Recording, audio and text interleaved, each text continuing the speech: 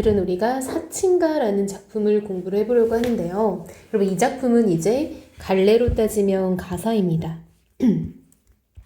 가사는 이제 조선시대에 지어진 사음보의 연속체의 고전시가 갈래를 의미하죠. 이 제목에서 알 수 있다시피 사치는 이제 부모님을 그리워한다라는 내용이거든요. 그래서 소재는 부모님에 대한 그리움. 그러니까 내용 자체가 어렵진 않겠죠. 그쵸? 주제가 우리가 워낙 이제 좀 일상적이니까요. 자, 그리고 특이한 형식은요, 원령체 문학이라는 겁니다. 원령체 문학. 그리고 원령체라는 게 바로 뭐냐? 월별로 이어진 어떤 세시풍속들을 쭉 나열함으로써 시상을 전개하는 거 우리가 원령체라고 하죠. 그래서 대표적으로 우리가 원령체 하면 유명한 게 이제 동동이라는 고려가요가 있고요. 그리고 민요 중에 농가원령가라는 작품이 있죠. 이런 것들이 좀 대표작인데 이 작품 역시 가사인데 원령체 형식을 띠고 있다라는 거를 좀 보면 좋을 것 같습니다. 그래서 이 작품은 이제 여자가 쓴 작품이라고 보면 돼요. 그래서 이 여자가 그래서 뭐 규방가사다라고도 하거든요.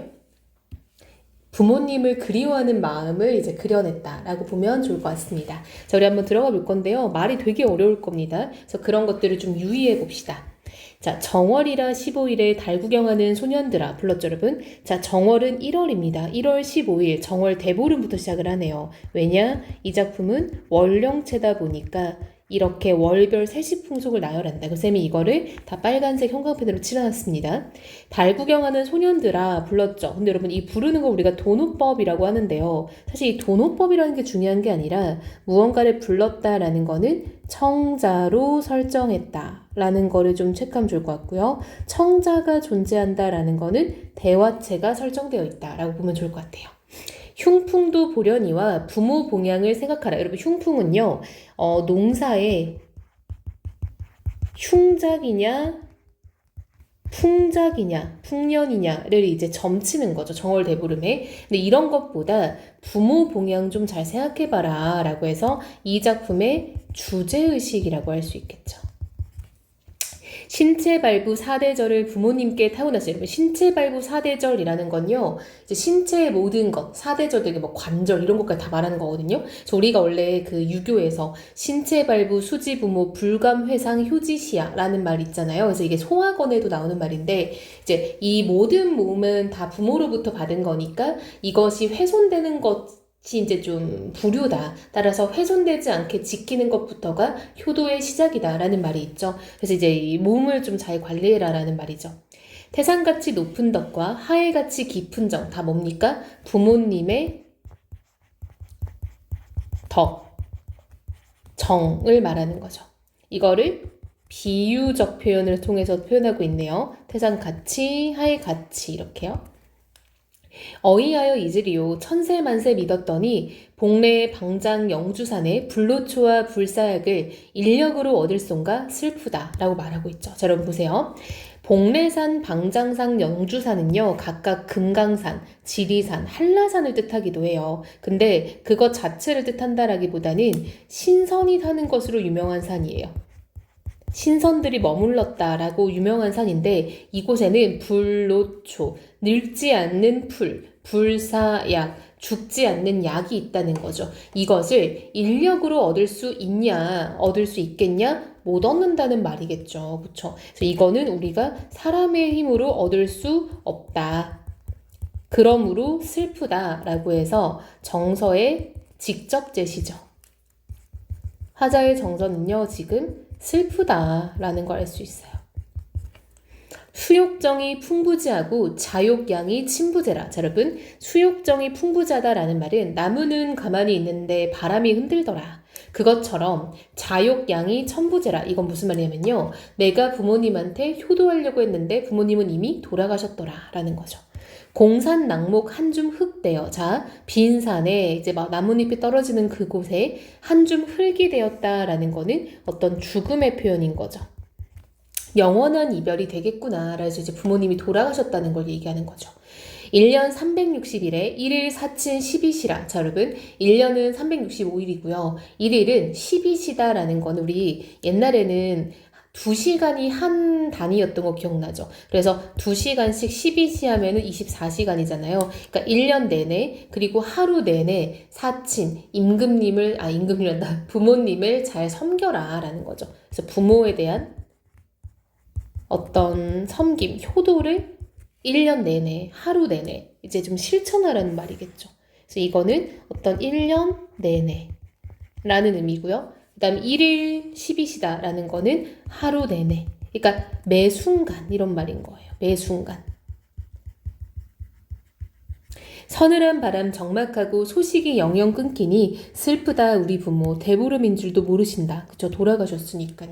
여러분 여기까지가 이제 1월이 끝났습니다. 이제 여기까지가 1월이 끝났고 이제 2월로 들어갑니다. 그달을 허송하니 2월이라 한식이래. 여러분 24절기 중에 하나가 나왔는데요. 천추절이 적막하다. 계자추의 넋이로다. 여러분 천추절은 한식의 다른 말이고요. 적막함을 이 사람은 느끼고 있고 계자추는 이제 고사 속의 인물인데요. 무슨 인물이냐면 이 사람이 이제 산속에 살고 있었는데 이 사람을 불러오고 싶어서 이제 임금이 거기다 불을 질렀다는 거예요. 근데 이 사람이 그 불 속에서 결국 죽었다라는 거거든요. 그래서 한식이라는 게 계자추가 불타서 죽어서 너무 뜨겁고 힘들었던 날이니 이날만큼은 좀 차가운 음식을 먹자 이런 어떤 풍습이 있는 그런 절기거든요. 원산에 봄이 드니 불탄 풀에 송림 난다. 자 여러분 먼 산에 봄이 오니 그 불탄 풀 이것도 여러분 고사에서 나오는 말이겠죠. 송림이 난다. 한마디로 좀 재생이 되는 거죠. 그러니까 결국은 이렇게 다 타고도 또 다시 시작되는 그런 느낌. 후인들이 슬퍼하여 한식을 지었도다. 그쵸? 이것도 이제 고사 이야기인 거죠. 당우 3대 성제들도 승피배군 하셨도다. 자, 여러분 당나라가 아니라 요임금, 그 다음 우는 순임금, 3대는 하은주 시대거든요. 이때 그 성공한 어떤 그 성대한 황제들도 승피배군, 결국은 하늘나라로 가게 된다. 즉 죽는다라는 거예요. 여산 송백 무릉 춘초는 망고 영웅의 일과처라. 자, 여러분 여산은요 이제 진시황의 무덤이거든요. 그곳에 봄의 풀은 만고 영웅이 일과처가 한 번쯤 거쳐가는 곳이에요. 그러니까 이게 무슨 말이냐면 결국 이러한 무덤은요 영웅들이 다 거쳐가는 곳이다. 그 영웅도 죽고 결국은 무덤에 오게 된다 이런 말인 거예요. 무서산지 퇴일하니 이영백의 사정이 여러분 무서산지 퇴일한다라는 거는 서산으로 지는 해를 어루만지니 이런 말이고요. 이영백은 사정이다. 이건 뭐냐면 이영백은 이제 진나라의 이밀이라는 사람인데요. 이 사람이 매우 효자였다라고 알려져 있어요. 태행산 외로운 구름 보니 적인거래 생각이라. 즉 태행산은 중국의 매우 험한 산이거든요. 이곳에 외로운 구름을 보니 적인걸은 이제 이 사람도 당나라의 효자로 명한 사람이거든요. 이 사람들이 생각한다. 한마디로 지금 이 화자는요. 자나깨나 부모한테 잘해라라는 얘기를 하고 싶은 거죠. 슬프도다 우리 부모 또 역시 감정의 직접 제시 청명인 줄 모르시나. 그쵸? 돌아가셨으니까 절기를 알 수가 없는 거죠. 자 2월이 끝났네요. 자 이제 3월 가볼게요.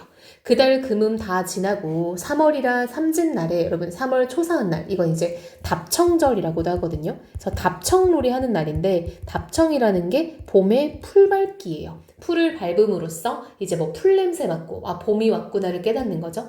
제비새끼 날아들어 옛집을 찾아오고 호랑나비 분분하여 옛빛을 자랑한다. 기수에 목욕하고 무우에 바람 쏘며 여러분 기수는 이제 노나라 강이거든요. 이곳에서 목욕하고 무우는 이제 기우제 재단에 바람을 쏘이며 동쪽 언덕 올라 휘파람 불고 청류 이르러 시 짓는다. 이제 3월인 거죠. 산화는 붉은 비단이요 세류는 푸른 시리로다. 대구법이죠. 즉 산에 피는 꽃은 붉은 비단 같고 세류, 가느다란 이제 이 류가 버드나무거든요. 버드나무류. 이건 좀 알아놓으면 좋을 것 같아요. 고전시가 너무 많이 나오니까. 얘는 푸른 실 같다. 대구법. 총가의 농부들은 신춘을 만났다고 농구를 둘러매고 처처의 왕람 여기저기 왕래하며 백마금편의 소년들은 화류춘풍 흥을 겨워. 여러분 백마금편이라는 건요.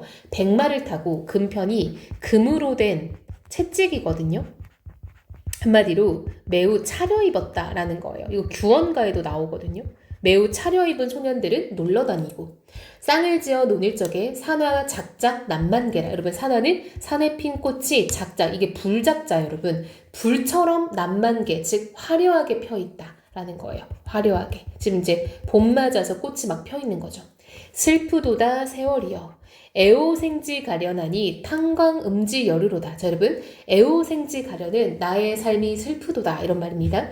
탄광음지 여르는 흐르는 물처럼 세월을 탄식한다. 슬프도다 우리 부모 답청절을 모르는구나. 왜요? 돌아가셨으니까요. 여기도 지금 3월이 끝났네요. 이제 4월입니다. 그달을 허송하고, 그달 이제 3월을 말하는 거겠죠. 자, 허송하고 4월이라 초파일. 여러분, 초파일은 이제 그 석가탄신일을 생각하면 돼요. 석가탄신일. 남풍지 훈해하고 해오민지 온해로다. 여러분, 남풍지 훈해는 남풍이 훈훈하고 해오민지 온해는 백성의 근심을 풀어준다. 이런 말입니다. 삼각산 제일봉에 봉황 앉아 춤을 추고 한강수 깊은 물에 하도 낙서 나왔단 말인가. 자, 여러분, 하도는요, 복희씨 때 어떤 신비한 짐승이 나타났는데 그 짐승 등에 그림이 있었다라는 거고요. 낙서도 우임금 때 거북이 등에 이제 글씨가 있었다 이런 거거든요. 근데 이게 이제 복희씨나 우임금 때가 다 태평성대예요. 태평성대. 매우 태평하고 성대했던 시기인 거죠. 이 시기였기 때문에 이런 것들도 어떤 징조다. 좋은 징조라고 보는 거죠. 만백성 화합하는 경성가를 오늘날에 보리로다. 요지일월 순지건곤 태평성대 이 아닌가? 여러분, 요지인월은요, 요임금의 1월, 해와 달인데 이건 이제 시대라고 생각하면 되고, 순지건곤도 순임금의 건곤, 하늘과 땅, 즉 세상입니다. 순임금의 세상도 태평성대였어요. 여러분, 자, 이 사람들이요, 다 태평성대로 되게 유명한 사람들이에요. 요임금, 순임금, 요순임금, 그 다음에 복희씨, 이런 사람들이 다 태평한 어떤 시대를 이뤘던 사람들이거든요. 근데 그러한 태평성대가 이 아니냐, 지금 여기 지금 아니냐, 한마디로 지금도 태평성대다 라는 말을 하고 있는 거예요. 이런 표현 되게 많이 나오죠, 고전시가에. 만사 인간 젊은 날에 소년 행락 얼마하리. 자, 여러분, 인간의 젊은 날에 소년시대 이런 행복과 즐거움, 그쵸? 행복과 즐거움이 얼마하리라는 거는 얼마나 가겠냐, 서리법. 얼마 안 간다는 겁니다. 타기황행 아이들은 막교지상 우지 마라. 자, 여러분, 타기황행은요, 꾀꼬리를 때려서 이제 쫓아낸다 이런 말이거든요. 자, 그리고 이제 나무 위에서 울지 마라. 황금 갑옷을 떨쳐 입고 실버들 속 들어갈 때, 여러분, 이 부분 해석을 잘해야 되는데요. 이 사람이 어딜 들어가냐라고 봤더니 황금 갑옷, 즉 잘 차려입고 어딜 들어갔어요. 어딜 들어갔냐면 꿈속을 들어간 거예요. 꿈속으로 들어갈 때 우레같이 소리 질러서 겨우 든 잠 깨어보니, 자, 누군가가 밖에서 천둥처럼 소리를 지른 거예요. 즉 밖이 시끄러운 거예요. 그래서 내가 잠에서 깨버린 겁니다. 장안 많은 집 등을 달아 산후만세 하는구나. 즉 지금 사람들은 거의 뭐 축제 분위기인 거예요. 축제 분위기. 이게 산후만세가 이제 등 달면서 임금님 기원하는 거거든요. 슬프도다 우리 부모 관등절을 모르시나. 즉 부모님은 돌아가셔서 이걸 같이 못 즐기는 거죠. 그럼 얘는 이제 꿈속에 들어가서 부모님을 만나고 싶었겠죠. 자, 그달 이제 4월입니다. 4월을 허송하고 5월로 들어왔어요. 5월이라 단오일에 해는 늦어 창밖에 있으니 여름 구름은 기봉, 즉 이제 어떤 산 봉우리에 많구나. 산양자규는 우는구나. 여러분, 산양은요, 그 산에 양지 바른 곳이거든요. 양지 바른 곳에 자규는 운다라는 거. 여러분, 자규가 새잖아요. 새가 울어요. 여러분, 울다 하면요, 엉엉을 떠올리세요. 엉엉. 자, 이게 뭐냐? 첫 번째, 엉엉은 소리내서 우는 거니까 청각적 심상입니다. 자, 두 번째, 여러분, 울다는요, 감정 표현이죠. 특히 이제 슬픔의 표현이 많죠. 근데 여러분, 보통 감정 표현은 사람만 할 수 있단 말이에요. 근데 사람이 아닌 지금 자규가 운다라고 했으니까 사람이 아닌 걸 사람처럼 표현했네, 의인법. 그럼 이걸 왜 이렇게 표현했을까? 사실은 새가 우는 게 아니라 그 새가 소리내는 걸 운다고 내가 해석하는 거잖아요. 나의 감정이입이라는 거죠. 이렇게 감정이입이 된 대상을 우리가 객관적 상관물이라고 하죠. 즉 화자의 슬픔이 자규에 투영됐다라고 할 수 있겠죠. 광풍제월 넓은 곳에 솔개 날고 물고기 뛰노는구나. 광풍제월은 이제 바람과 달 넓은 곳에 솔개도 날고 물고기도 뛰노면서 되게 평화로운 분위기죠. 백구야 날지 마라. 너 잡을래 아니라. 즉 백구는 여러분 갈매기잖아요. 갈매기인데 이게 좀 자연 친화를 상징할 때 많이 나오죠. 날지 마라. 너 잡을 내가 아니라. 즉 나는 너 안 잡을 거다 라는 말을 하는 거죠. 일신이 한가하기로 너와 놀자 찾았다. 백구죠. 나물 먹고 물 마시며 팔을 베고 누웠으니 대장부 살림살이 이 안이 넉넉한가. 일총강장 맺힌 설은 부모 생각뿐이로다. 옥창에 앵두가 붉었으니 원정부지 이별이요. 자, 여러분, 옥창은 이제 여자방 창문이에요. 여자방 창문에 앵두가 붉었다라는 거 이제 초여름인 거거든요. 왜냐면 이게 음력 5월이니까 양력으로는 6월 한 중순이 넘어가겠죠.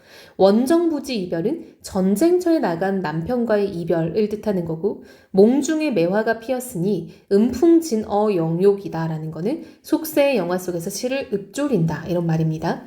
남림북사 보리타작 방방곡곡 농부가루다. 자, 여러분 남림북사는 남쪽의 이웃, 북쪽의 이웃 이런 말이거든요. 한마디로 온 마을의 이웃들이 지금 보리타작을 하고 있는 거예요. 즉 이제 보리 수확 중인 거죠. 그러니까 수확해서 타작을 하고 있으니까 농부가, 즉 이건 노동요죠. 노동요를 부르면서 온 마을이 좀 활기찬 거죠.